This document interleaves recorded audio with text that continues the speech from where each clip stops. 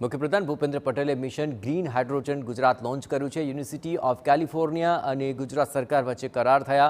Hydrogen ક્ષેત્રે નવી શોધ અને મદદ માટે બંને વચ્ચે MOU થયા છે। મુખ્યપ્રધાને કહ્યું કે ક્લાઇમેટ ચેન્જના પડકાર સામે લડવા ભારત આગળ વધી રહ્યું છે, ત્યારે રિન્યુએબલ એનર્જી અને ગ્રીન હાઇડ્રોજન માટે કામ કરી રહ્યા છે।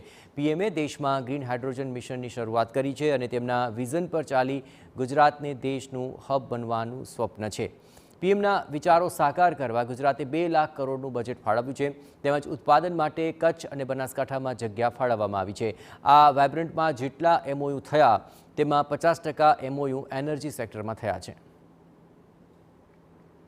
ભારતને વિશ્વનું ગ્રીન હાઇડ્રોજન હબ બનાવવા માટે આદરણીય વડાપ્રધાન શ્રી નરેન્દ્રભાઈ મોદીએ દેશમાં ગ્રીન હાઇડ્રોજન મિશનની શરૂઆત કરી છે। આપણે વડાપ્રધાનશ્રીના વિઝન પર ચાલીને ગુજરાતને દેશના ગ્રીન હાઇડ્રોજનનું હબ બનાવવું છે। આદરણીય વડાપ્રધાનશ્રીએ દેશમાં ફ્યુચરિસ્ટિક એનર્જી ડિમાન્ડને પહોંચી વળવા માટે ક્લીન અને ગ્રીન એનર્જી દ્વારા ગ્રીન ગ્રોથ ઉપર ભાર મૂક્યો છે।